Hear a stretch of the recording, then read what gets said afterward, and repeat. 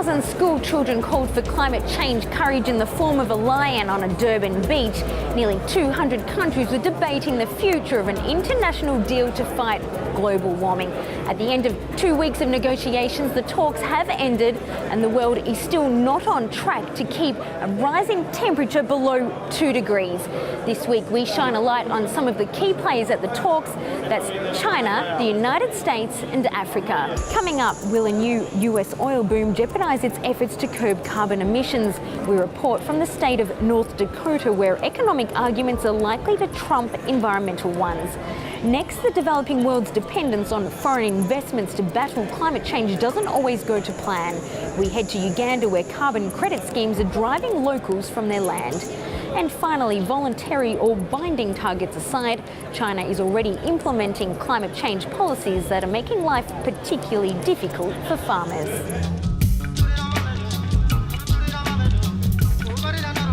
We're at the port of Durban, the busiest in South Africa. As host nation and an emerging economy, the country has played a leading role in these talks, but it's been overshadowed by China, who for the first time said it was open to the idea of a legally binding agreement in the future. But for now, voluntary efforts to fight climate change are already proving difficult for local communities.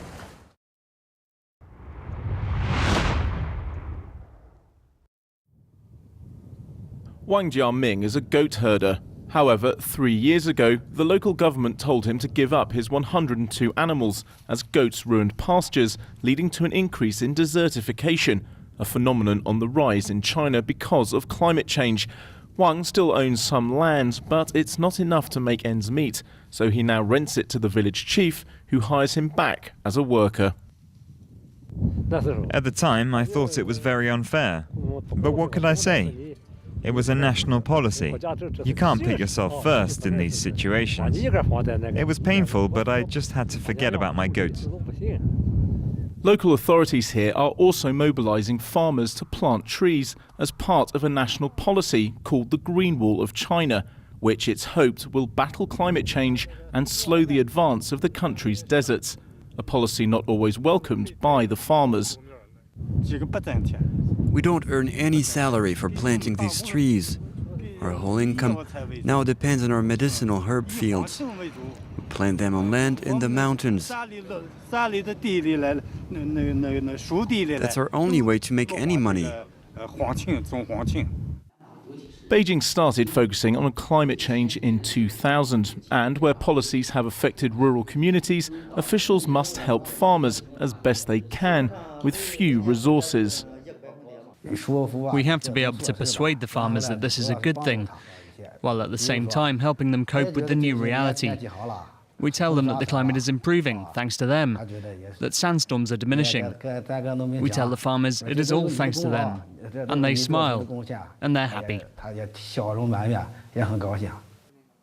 Not everyone agrees with this rosy assessment of climate change policies on rural communities. Many argue that this way of tackling global warming benefits big cities and the wealthy at the expense of farmers and the poor in China's countryside. When the local authorities implement such policies, it is in part to help the local environment, but mostly to help the environment of Beijing. The problem is that it's to the detriment of the farmer, their economic development and their basic subsistence. After 3 difficult years, Wang is able to get by, but now he has nothing to leave his sons, who have all moved to the city to work in a factory.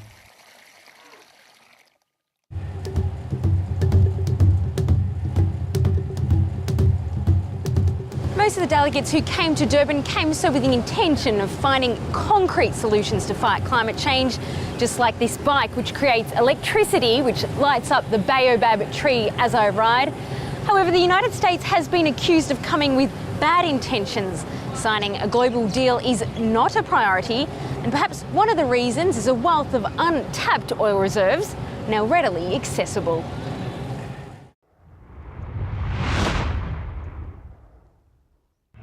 Normally, living in the parking lot of a Walmart would be considered a hardship, but for Alan Hafeman, it's an opportunity. The wages out here are just crazy compared to back home. I said, if you can even find a job. Alan, like thousands of others here, have come to Williston, North Dakota because it's a boom town.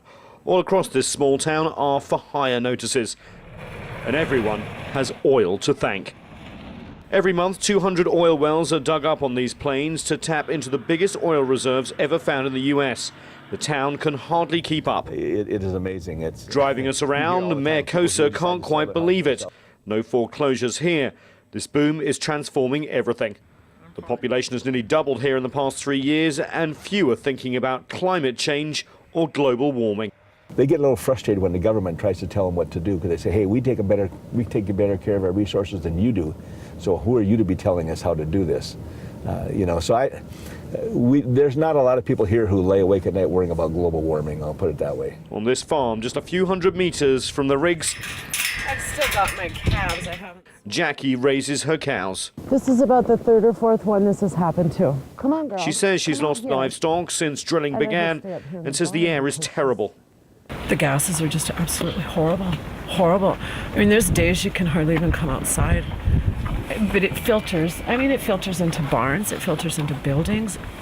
The cattle breathe it. There's no way getting away from it. I mean, you can't hide from air. But for Alan Hafeman and thousands like him, economic concerns trump environmental ones. Within days of his arrival, he got a well-paying job. Walked in, I talked to the manager and got the job.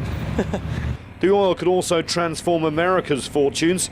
Add these reserves in North Dakota to other oil finds in Montana, Colorado and Texas, and the US is set to become the world's largest oil producer in less than 10 years.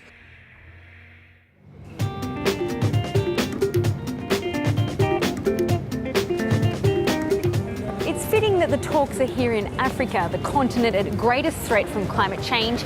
Here in Durban, the leaders of the African group of nations have said they need up to $600 billion per year to adapt. Investment in green technology is already underway, but it doesn't always go to plan. This next report from Uganda, where locals are being driven off their own land in the name of reforestation.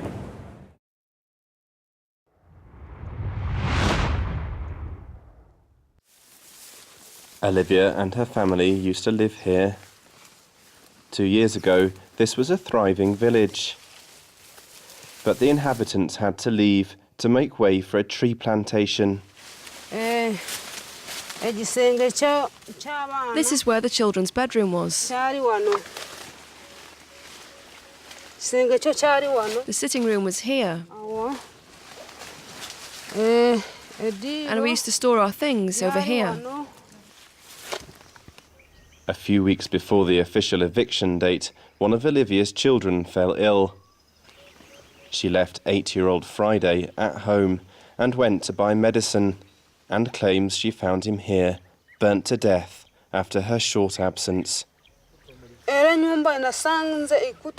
came back to find my house on fire. I collapsed in horror and went into shock.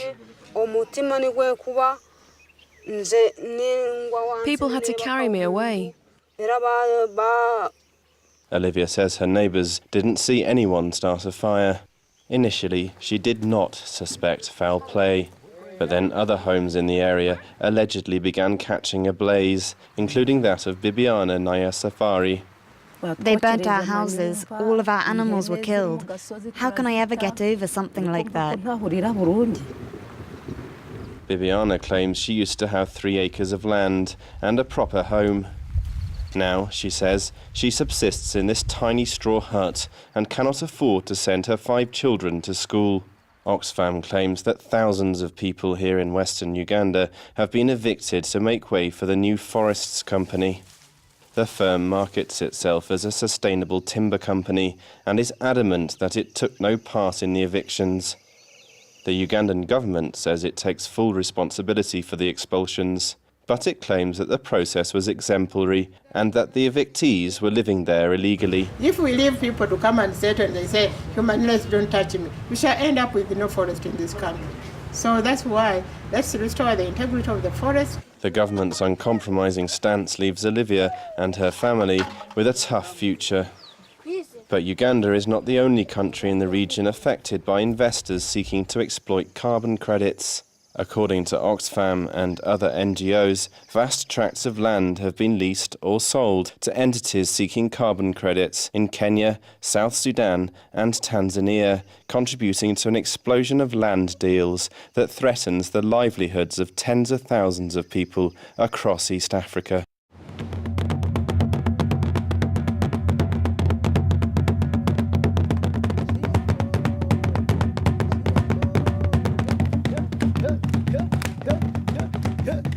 That brings us to the end of this very special Environment Edition broadcast from Durban in South Africa.